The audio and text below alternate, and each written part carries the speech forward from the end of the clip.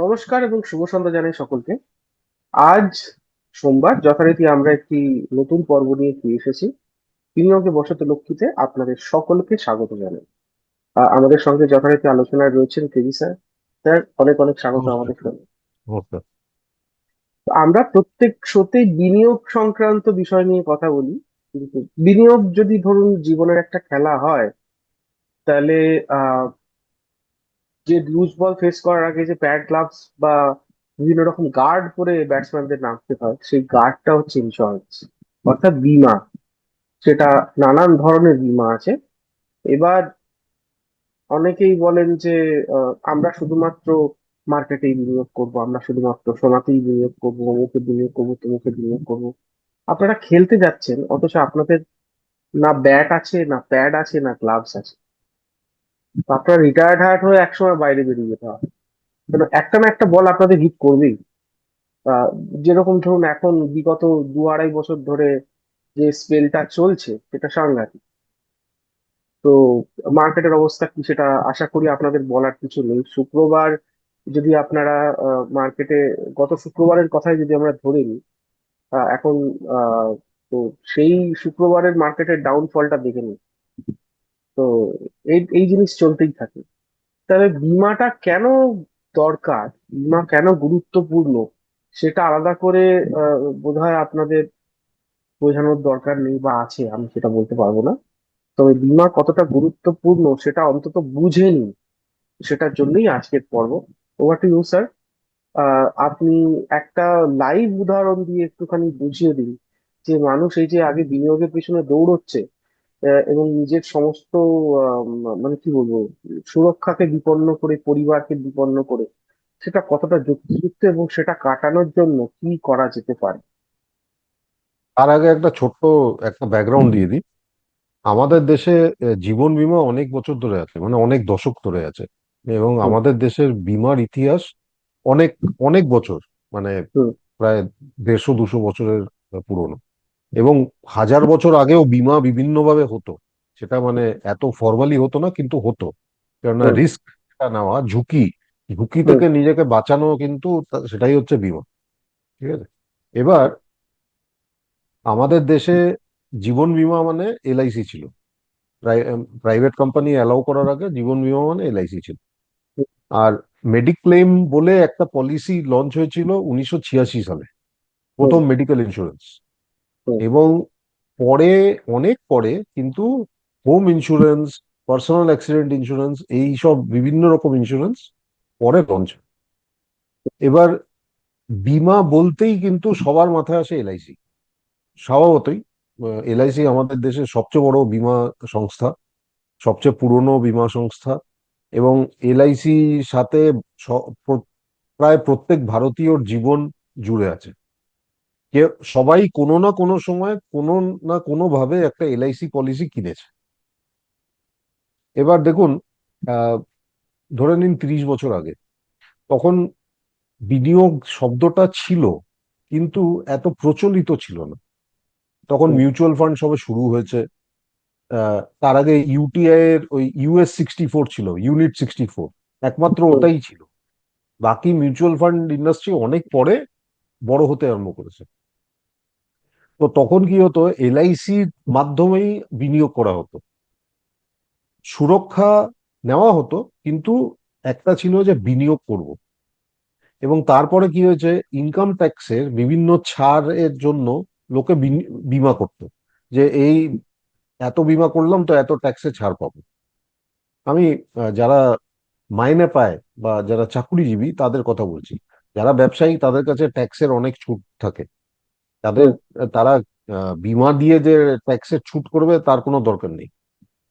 তো এই সব করার পর কি হয়েছে, একটা আমাদের মজ্জাগত হয়ে গেছে, এখন অবশ্য একটু কমেছে মনে হয়। কেননা ট্যাক্সের অনেক নিয়ম চেঞ্জ হয়ে গেছে, মানে বদলে গেছে। আগে কি হতো, বীমা করা মানে আমি ট্যাক্স বেনিফিট নেবো। বীমা করা মানে আমি দেখছি আমার কতখানি কাভার আছে আর কতখানি ইনভেস্টমেন্ট আছে। কিন্তু বীমা, আসল জিনিসটা কি, বীমা হচ্ছে সুরক্ষা। হুম। বীমা আপনার নেওয়া উচিত সুরক্ষার জন্য, সেটা আপনার জীবনের জন্য বা মেডিকেল রিজনের জন্য, বা ধরে নিন পার্সোনাল অ্যাক্সিডেন্ট বা বাড়ি সুরক্ষা করার জন্য বিভিন্ন রকম আপনার বীমা আছে। আমি ফ্যাক্টরি ফ্যাক্টরি ওগুলোতে যাচ্ছি না। তো আমি একটা কাজ করছি, আমি একটা ছোট্ট একটা ক্যালকুলেটর দেখাচ্ছি, ইন্স্যুরেন্স ক্যালকুলেটর। সেখানে রজত, তুমি আমাকে বলো যে কিরকম বীমা, মানে কিরকম যার সম্বন্ধে আলোচনা করছি, সেই সেই ভদ্রলোক বা ভদ্রমহিলার বার্ষিক আয় কত, তার হুম, কত ধার দেনা আছে, সেই অনুযায়ী আমরা হুম। একটা ক্যালকুলেটর দেখিয়ে দেবো। তো এবার প্রথম প্রশ্ন হচ্ছে, বার্ষিক আয় কত লিখবো post tax? Post tax 15 lakh লিখুন। 15 লাখ? হুম, আচ্ছা। আচ্ছা, ধার দেনা কত লিখবো? মোটামুটি একটা 10 লাখ টাকার ধরুন একটা লোন আছে, একটা কার লোন বা একটা কিছু নিয়ে হয়তো নিয়ে রেখেছে, অটো লোন। আচ্ছা, কোনো মানে স্থাবর সম্পত্তি কিছু লিখবো না, সেটা ছেড়ে দিচ্ছি? এখন য- একটা ফ্ল্যাট লিখতে পারেন। আচ্ছা, একটা ধরুন একটা 40 লক্ষ টাকা মূল্যের ফ্ল্যাট হয়তো আছে। ঠিক আছে। আর অবসর মানে চাকুরি জীবনের শেষ কত বছর লিখবো? 25 লেখা আছে, ওটা তো কত লিখবো, 20, 25-ই থাক, 25? কারণ ধরুন 30 বছর ঠিক আছে। বয়স, কারণ তারাই তো বীমার হ্যাঁ, ব্যাপারটা কি, রক্তের জোর থাকলে লোকে তো আর ওই জিনিসটা বোঝেন না যে আমাদের আই এম ইনভিনসিবল, আমাদের তো কিছুই হতে পারে না। হ্যাঁ, সেটা সেটাই যৌবনের একটা প্রবলেম আছে। যৌবনের আমরা প্রকাশ। সবাই ওর মধ্যে দিয়ে গেছি। আমরা একদম সবাই ওর মধ্যে দিয়ে হ্যাঁ। গিয়েছি, একদম সত্যি কথা। আচ্ছা, এখন জীবন বীমা কিছু লিখবো না, এটা শূন্য নাথিং, ছেড়ে দেবো? কিচ্ছু নেই, শূন্য। আচ্ছা, হেলথ ইন্স্যুরেন্সও শূন্য ছেড়ে দিচ্ছি, কোম্পানির হয়তো শূন্য থাকতে পারে। অ্যাকচুয়াল বিমাই, জীবন বিমাই করেনি, হেলথ ইন্স্যুরেন্স করবে কি? হ্যাঁ, ঠিক আছে। তো এবার দেখি অ্যানালাইজ ইন্স্যুরেন্স গ্যাপস। হুম, এই যে ক্যালকুলেটরটা আছে, এটা কিন্তু বিভিন্ন বীমার যে ক্যালকুলেশন করে সেই পদ্ধতি ফলো করে করা হয়েছে, এবং এটা আমাদের ওয়েবসাইটে আসছে। এখানে দেখুন, আইডিয়াল রিকোয়ারমেন্ট, মানে যেটা আপনার নেওয়া উচিত। ওকে। জীবন বীমা নেওয়া উচিত প্রায় 3.25 কোটির জীবন বীমা নেওয়া উচিত। এবং এখানে জীবন বীমা মানে টার্ম ইন্স্যুরেন্স, এটা কিন্তু এন্ডাওমেন্ট, মানি ব্যাক, ওই এই সমস্ত এরকম কিছু নয়। কিছু নয়, খালি পিওর টার্ম ইন্স্যুরেন্স। আপনার মেডিকেল 10 লাখ টাকা তো নেওয়া উচিত, এবং এটা কিন্তু একজনের জন্য হুম, হুম। Medical insurance. আর পার্সোনাল অ্যাক্সিডেন্ট ইন্স্যুরেন্স এখানে লেখা আছে 1.5 কোটি। 1.5 কোটি টাকা। এটা কিন্তু লোকজন ভাবেন যে আরে এত personal accident. Personal accident insurance কিন্তু মনে রাখবেন বিভিন্ন জিনিসের আছে ওর মধ্যে। ধরে নিন আপনার, মানে ভগবান না করুক, অ্যাক্সিডেন্ট হলো বাইক হুম, চালাতে বা গাড়ি চালাতে হুম, গিয়ে, আপনার একটা হাত কেটে, একটা হাত অকেজো হয়ে গেল, হুম। বা একটা পা আপনি আর অকেজো কাজ হয়ে করতে গেল। পারবেন না। হ্যাঁ, তখন কি করবেন? সেটা কভার করে হচ্ছে পার্সোনাল অ্যাক্সিডেন্ট ইন্স্যুরেন্স। অ্যাক্সিডেন্ট। আপনি বেঁচে আছেন কিন্তু কাজ করতে পারছেন না। ঠিক কথা। ডিসেবিলিটি আর কি বেসিক্যালি। হ্যাঁ। এবার ক্রিটিক্যাল ইলনেস। ক্রিটিক্যাল ইলনেস মানে হচ্ছে খুব খুব খরচাবহুল, গুরুত্বপূর্ণ। কতগুলো, প্রায় 15-20টা এরকম ইলনেস আইআরডিএ আছে। লিখে দিয়েছে, সেগুলো ক্রিটিক্যাল ইলনেস বলে, যেরকম ক্যান্সার বলে ওই রকম আর কি। তো এবার ক্রিটিক্যাল ইলনেস মানে হচ্ছে এটা লামসাম পেমেন্ট দেয়, আপনার ডায়াগনোসিস হলে একবারে একসাথে এই টাকাটা দেয়। দিয়ে দেবে, হ্যাঁ। কেননা আপনার হসপিটালের খরচা কতদিন চলবে ক্রিটিক্যাল ইলনেস কেউ তার জানে না। কোনো ঠিক নেই। এবং সেটার জন্য আপনি কত মেডিকেল ইন্স্যুরেন্স নেবেন সেটাও আপনি পারবেন না ওরকম। হুম, এবং আপনার ঘর, আপনি লিখেছেন 40 লাখ টাকার ফ্ল্যাট, তো ওই ধরেই হুম। নেওয়া হয়েছে 40 লাখ টাকার আপনার বাড়ির বীমা নেওয়া উচিত। বাড়ি বীমা। এবার সবাই বলবেন যে আরে এটা কি, এত এত কেন, এত কেন, এত কেন? দেখুন, আপনি চাকরি করছেন, আপনার পোস্ট ট্যাক্স ইনকাম 15 লাখ বছরে। তার মধ্যে আপনার খরচা ফরচা চলছে, আপনি লোন নিয়েছেন, সেটা ইএমআই চলছে, অনেক কিছু হচ্ছে, বাড়ির যাবতীয় খরচা ফরচা চলছেন। আশা করি আপনি একটু সঞ্চয় করে বিনিয়োগ করছেন। এবার ব্যাপার হচ্ছে, আপনি যেদিন ধরে নিন, ভগবান না করুক, আপনার অকালে মৃত্যু হলো, এবং আমি সোজা সাপটা ভাবে বলছি অকালে মৃত্যু, তখন আপনার আপনার পরিবার কি করবে? আপনার যে ইনকাম আছে, সেটা কয়েক বছরের ইনকাম নিলে পরিবারের তাহলে একটা সুরক্ষা থাকে, যে তারা তখন ধাক্কাটা সামলে, আচ্ছা ঠিক আছে, আমাদের জন্য এতখানি আমাদের পুঁজি হলো, তাহলে আমরা এখন মানে ওরকম দিশাহারা হয়ে যাব না। ভবিষ্যতের 10-12 বছর আমরা দেখতে পাচ্ছি, ততই না কিছু হয়ে যাবে। হেলথ ইন্স্যুরেন্স, যেহেতু ক্রিটিক্যাল ইন্স্যুরেন্সটা আলাদা, ক্রিটিক্যাল ইলনেসটা আলাদা, তাই জন্য হেলথ ইন্স্যুরেন্সটা 10 লাখ। এবার দেখুন, হেলথ ইন্স্যুরেন্সে একটা জিনিস আমি বলে রাখছি, এটা আমার পার্সোনাল এক্সপিরিয়েন্স থেকে। আমার ছেলে যেহেতু হ্যান্ডিক্যাপ, ওর অনেক কম বয়সে প্যানক্রিয়াটাইটিস হয়েছিল, এবং তখন ওর নেওয়া ছিল কভার 5 লাখ, এবং অ্যাকুমুলেটেড বোনাস হয়ে এখন 5 লাখ আরো হয়েছে, 10 লাখ হয়েছে, অতখানি তার উপর যায় না। ঠিক আছে। তো এবার ব্যাপার কি, ওর জবে থেকে প্যানক্রিয়াটাইটিস হয়েছে তারপর থেকে কোনো মেডিকেল ইন্স্যুরেন্স কোম্পানি ওর কাভারটা বাড়াবে না। যা আছে সেটা কোনো প্রবলেম নেই, কিন্তু কাভার বাড়াবে না। তাই জন্য আমি এটাই বলবো সবাইকে, প্রথমত আপনারা ফ্যামিলি ফ্লোটার করবেন না, আপনারা প্রতিজনের আলাদা আলাদা করে করুন। তার একটাই প্রধান কারণ হচ্ছে, আমি তাদের কথা বলছি যাদের বাচ্চারা এখনো কম বয়স আছে। বাচ্চারা যখন 24-25 বছর বয়স হয়ে তারা নিজেরা নিজের পথে চলে যাবে, তারা কিন্তু নিজেদের ইন্স্যুরেন্স পলিসিটা নিয়ে যেতে পারবে। এবং যেহেতু অনেক অল্প বয়সে শুরু করেছে, তাতে কি হবে, ওদের অ্যাকুমুলেটেড বোনাসও থাকবে, শুরুর যে প্রিমিয়ামটা অনেক কম থাকবে, তাই জন্য ভবিষ্যতে প্রিমিয়ামটা অত থাকবে না। যে অনুরূপে আপনি ধরে নিন 25 বছর বয়সে যে প্রিমিয়ামটা দিতেন শুরু করছেন, সেটার অনুরূপে কিন্তু কম থাকবে। তাই জন্য এটা কিন্তু হেলথ ইন্স্যুরেন্সের দুটো মারাত্মক মানে জিনিস, এটা মনে রাখবেন, যে যত তাড়াতাড়ি পারুন কাভারটা ভালো করে নিয়ে নিন। কেননা ভবিষ্যতে কি হয়, তখন দেখলেন কাভার বাড়াতে পারছেন না। আর ফ্যামিলি ফ্লোটারের জায়গায় ইন্ডিভিজুয়াল করুন, তাতে কি সবার একটা আলাদা আলাদা কাভার থাকে। আর পার্সোনাল অ্যাক্সিডেন্ট কিন্তু ও, এখনো কিন্তু ম্যাক্সিমাম লোক নেয় না পার্সোনাল অ্যাক্সিডেন্ট। অথচ এত কোটি কোটি লোক গাড়ি, বাইক, স্কুটার, সাইকেল চালাচ্ছে। করে চাকরি করতে যায় বা কাজে যায়, বা কাজ চাকরি কেন, এখান থেকে বাড়ি থেকে আমি দোকানে গেলাম এটা স্কুটার করে, তাই না? সেটাও তো হয়। তো এবার হুম। এটা কিন্তু হচ্ছে, আপনি বেঁচে আছেন কিন্তু আপনি কাজ করতে পারছেন না, কি করবেন তখন? হুম। সেটা সত্যি হচ্ছে তাই। পার্সোনাল অ্যাক্সিডেন্টের জন্য। আর গৃহ বীমা তো আগেই একটা এপিসোডে আমরা বলেছি কেন করতে হবে। আপনার স্থাবর সম্পত্তি, সেটার বীমা তো আপনাকে করতে হবে। আপনি যখন গাড়ি কিনছেন সেটার বীমা হচ্ছে, টু হুইলার কিনছেন সেটার বীমা হচ্ছে, ফোন কিনছেন সেটারও বীমা আছে, যে স্ক্রিন ড্যামেজ হয়ে গেলে সেটারও ইন্স্যুরেন্স কভার আছে। অথচ বাড়ির ইন্স্যুরেন্স কভার কেউ করে না, পেনিট্রেশন মাত্র 2-3%। সব বাড়ি তো বাড়ি, হ্যাঁ স্থাবর, কিছুই হবে না। ভূমিকম্প তো হয়ে গেল, এই বিগত 1 বছরে তিনটে ভূমিকম্প তো হয়ে গেল এখানে, তাই না? স্যার, একটা কথা বলতে চাই, গত শনিবার, এই জাস্ট পরশু দিনের কথা বলছি, শনিবারও কিন্তু একটা ভূমিকম্প হয়েছে দুপুরবেলা ও আচ্ছা। কলকাতায়, ট্রেমর ওটা ফিল তো, হয়েছে। আচ্ছা, ওটা তো বুঝতেই পারিনি। হ্যাঁ, তো এটাই হচ্ছে ব্যাপার, তাই না? তো এবার আমি এই এই ক্যালকুলেটরটা আমি একটু সরিয়ে সরিয়ে এবার একটু আলোচনা করে নিই। কেননা সবাই ভাববেন যে এত এত কাভার নেব, কি করব, এটা তো খরচা। দেখুন খরচা মানে, এবার ব্যাপার হচ্ছে কি, খরচা বললেই খরচা। আপনি যদি ধূম্রপান করেন সেটাও তো খরচা, আপনি যদি মদ্যপান করেন সেটাও খরচা, তাই না?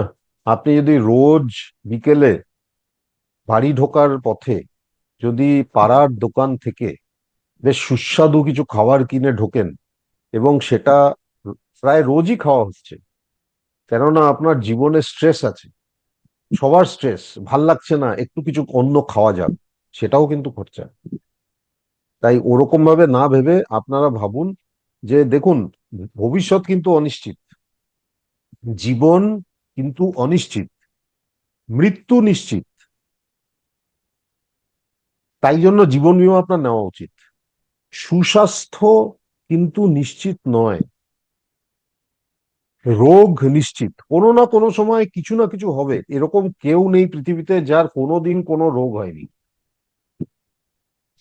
অ্যাক্সিডেন্ট নিশ্চিত। অ্যাক্সিডেন্ট মানে খালি রাস্তা নয়, আপনি বাড়িতেও স্লিপ খেয়ে পড়ে যেতে পারেন, তখন কি হবে?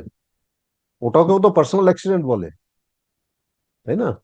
এরকম অনেকের হয়েছে, কিছুই হয়নি, হঠাৎ স্লিপ খেয়ে মাথা লেগেছে, ব্যাস হয়ে গেছে, শেষ, বা প্যারালাইজড। আমি এরকমও জানি, দাঁতের ডাক্তারের কাছে ওপরে সেই আপনার রুট ক্যানাল করতে গিয়ে তার কোন নার্ভে টাচ হয়েছে, প্যারালাইজ হয়ে গেছে। হুম। ঠিক। তাই জন্য কিছুই নিশ্চিত নয়।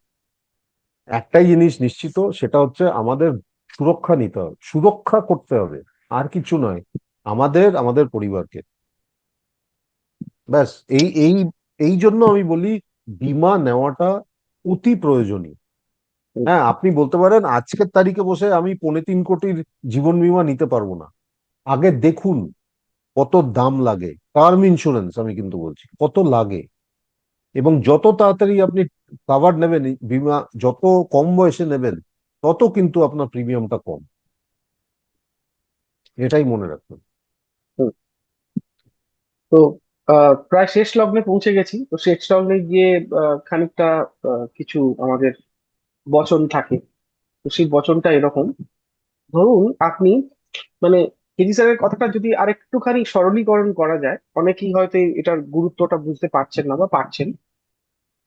যারা পারছেন না তাদের জন্য মূলত এটা সরলীকরণ করা। ধরুন আপনি 30 বছর বয়সে আপনার এই এই বিষয়ে যথেষ্ট আপনি অবগত এবং আপনি বুঝতে পেরেছেন যে এটার গুরুত্ব কতটা।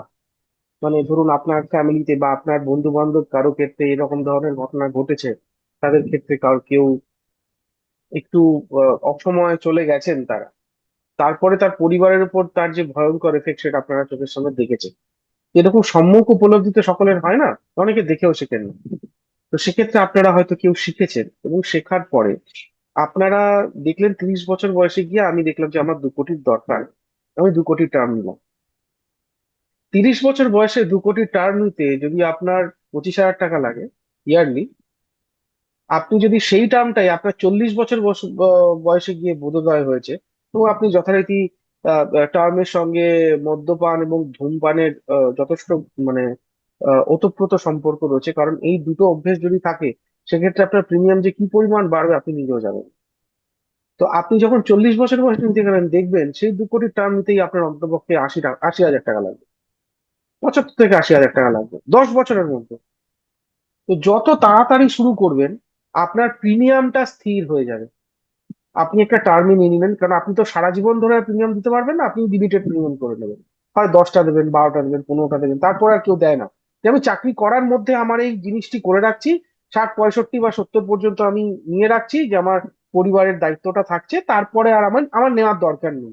আমি তারপরে আমি মোটামুটি সেটেল, বা আমার পরিবারের একটা ছেলে হোক মেয়ে হোক সন্তান হোক whatever যাই হোক, তার সে একটা জায়গায় পৌঁছে যাবে, সেটা নিজের ব্যবস্থা নিজে করে নেবে, আমার আর সেই অর্থে বিরাট বড় কোনো রেসপন্সিবিলিটি থাকছে না। তাহলে আপনারা 30 বছর বয়সে কি 25,000 টাকার জন্য আপনি 12 বছর দিলেন, ধরুন আপনার শেষ হয়ে গেল, 65 বা 70 পর্যন্ত আপনার কাভারেজ রয়েছে। সেই একই জিনিস আপনি 65 বা 70 অব্দি কাভারেজ নেবেন, আপনাকে 10 বছর বা 12 বছর, সেই 12 বছরই ধরুন দিতে হবে, আপনাকে তার জায়গায় 80,000 টাকা দিতে হবে শুধু 10 বছর লেট করার জন্য।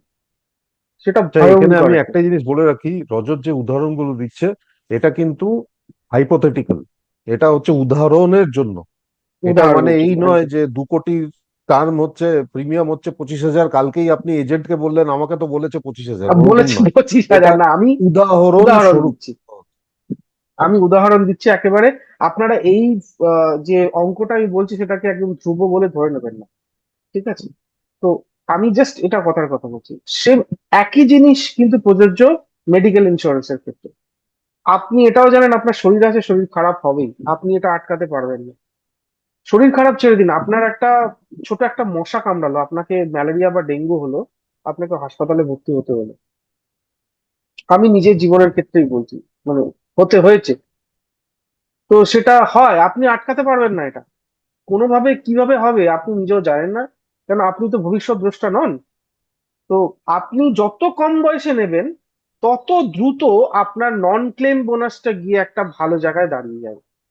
সেটা 5 গুণ 6 গুণ, কোথাও কোথাও 10 গুণ পর্যন্ত হয়। তো সেটা আপনি ধরুন কাভারেজটা, বেসিক কাভারেজ যদি 10 লাখ টাকা নিয়ে রাখেন, সেটা 5 গুণ বা 6 গুণ বাড়বে আপনি যত তাড়াতাড়ি নেবেন। কারণ মেডিকেল ইন্স্যুরেন্স কিন্তু বয়স আবার আমি মাফ বলে করবেন। দিচ্ছি, উদাহরণ স্বরূপ বলছে ও। রজত যে উদাহরণ দিচ্ছে সেটা হয়তো কোনো পার্টিকুলার কোম্পানির পার্টিকুলার পলিসি। ঠিক। এটা মানে এই মানে নয় যে সব কোম্পানি এরকম ভাবে সবাই করে। দিচ্ছে, সবাই দিচ্ছে এরকম, এরকমটা নয় কিন্তু অনেক সংস্থাই আছে যারা এই মেডিকেল ইন্স্যুরেন্স যেটা আছে সেটার নো ক্লেম বোনাসে ধীরে ধীরে ধীরে ধীরে আপনার যে বেস যেটা আছে সেটাকে বাড়াতে থাকে।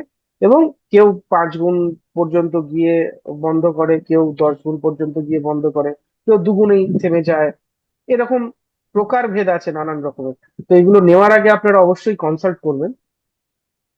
তো যত দ্রুত নেবেন তত দ্রুত আপনার খুব কম প্রিমিয়াম, মানে কম প্রিমিয়ামের মধ্যে কিন্তু আপনার যে লিমিটটা সেটা কিন্তু বেড়ে অনেকটা বড় একটা জায়গায় গিয়ে থেমে যাবে। ফলে আপনার ব্যাক অফ দ্য মাইন্ড বা দৈনন্দিন চলাফেরার সময় একটা জিনিস ইয়ে থাকবেন, আপনি নিশ্চিত থাকবেন যে বাই চান্স যদি আপনাকে মানে হাসপাতালে যেতে হয়, পরিবারের উপর বিশাল একটা চাপ পড়বে না, কারণ আপনি মেইন আর্নিং মেম্বার। তো এই শিরস্ত্রাণ, গার্ড, এগুলো কিন্তু আপনার দরকার। আপনি নাহলে কিন্তু হবে না, আপনি পারবেন না। এটা এই জীবনের খেলাটা খেলতে গেলে আপনাকে যে যে বলগুলো ফেস করতে হবে তার জন্য প্রপার প্যাড গ্লাভস চাই। আপনার এই প্যাড গ্লাভস গার্ড যা বলুন, এইগুলো কিন্তু এই বীমা, বিভিন্ন ধরনের যে বীমাগুলো আছে সেইগুলো, নানান ধরনের বীমা আছে। আহ আপনাদের যদি বীমা নিয়ে বিশেষ কোনো কোয়ারিজ থাকে আপনারা অবশ্যই আমাদের জানান। আমরা যথাসম্ভব আপনাদের যে কোয়ারিজ আছে সেগুলো পূরণ করার চেষ্টা করব। তো আহ, আপাতত বীমাটা অত্যন্ত গুরুত্বপূর্ণ, এটুকু মাথায় রাখবেন যে আপনারা যে আহ, ভবিষ্যৎকে সুরক্ষিত করার যে দৌড়ে আপনারা সামিল হয়েছেন, আপনি এবং আপনার পরিবারকে সেভ করার জন্য, আপনার পরিবারকে এগিয়ে নিয়ে যাওয়ার জন্য যে দৌড়ে আপনারা সামিল হয়েছেন, সেই দৌড়টাকে বজায় রাখার জন্য আপনাকে কিন্তু এই বীমাগুলো করতেই হবে। না হলে কিন্তু জীবন অনিশ্চিত। আপনাদের তো বারবার আমরা বলি, জীবন অনিশ্চিত, মৃত্যু নিশ্চিত। তো সেই নিশ্চিত জিনিসটা আপনি জানেন এটা হবে, আপনার শরীর আছে, শরীর খারাপ হবে, আপনি জানেন এটা হবে, তারপরেও যদি না নেন, না এই কাভার গুলো যদি আপনি না নেন, তাহলে আপনি প্রকারান্তরে আপনার পরিবারকে বঞ্চিত করছেন। আপনার পরিবারকে একটা বিরাট বড় বিপদের মধ্যে রাখছেন প্রতিদিন। শুধু আপনার পরিবারকে না, আপনাকে নিজেকেও রাখছেন। তো আপাতত এই গার্ড গুলো নিন আর বিনিয়োগে থাকুন। বিনিয়োগে থাকুন এই কারণেই বলছি যে বিনিয়োগে না থাকলে আহ ভবিষ্যৎটাও কিন্তু আপনাকে কামড়াতে দেবে। তো সব মিলিয়ে এটা খুব গুরুত্বপূর্ণ একটি বিষয়। আশা করি আপনারা অনুধাবন করতে পারছেন। তো আজকে হয়তো এই পর্বটা সম্পূর্ণ বিনিয়োগ নিয়ে আমরা করলাম না, কিন্তু বিনিয়োগটা এক অর্থে আপনাদের বিনিয়োগ বলতে আপনারা শুধু যদি মানিটারি গেইনের কথা ভাবেন তাহলে সেটা বোধহয় ঠিক না। এই বিনিয়োগটা আপনার জন্য করুন, আপনার পরিবারের জন্য করুন, নিজের উপরে করুন। এই বিনিয়োগটা খুব দরকার। আপনি যদি নিজেকে সুরক্ষিত না রাখতে পারেন, আপনি ভবিষ্যতে পুঁজি তৈরি করবেন কি করে? এটা তো সম্ভব নয়, তাই না? তো বিনিয়োগে থাকুন, নিজের উপর বিনিয়োগ করুন আগে। আর বাদ বাকি আর্থিক যা যা বিনিয়োগের সংক্রান্ত যা যা থাকবে প্রশ্ন, আমরা আমরা তো তার জন্য রয়েছি। স্ক্রিনে দেওয়া নিচে সমস্ত নাম্বার এবং ডিটেলস যাচ্ছে। আপনাদের যে কোনো কোয়ারি আপনি কেবি স্যারকে সরাসরি জানাতে পারেন। আপনার যদি কোনো প্রশ্ন লিখে জানাতে চান, বীমা সংক্রান্ত যদি কোনো আলাদা প্রশ্ন থাকে, অবশ্যই আমাদের জানান। আমরা এটা নিয়ে স্পেশালাইজড একটা পর্ব করার চেষ্টা করব। আপাতত এই পর্যন্তই। নমস্কার। নমস্কার, ধন্যবাদ। আমাদের ভিডিও ভালো লাগলে লাইক এবং শেয়ার করুন। কমেন্ট সেকশনে গিয়ে জানান আপনাদের মতামত। আরও ভিডিও পেতে আমাদের চ্যানেল সাবস্ক্রাইব করুন এবং প্রতি মুহূর্তে খবরের আপডেট পেতে প্রেস করুন বেল আইকন।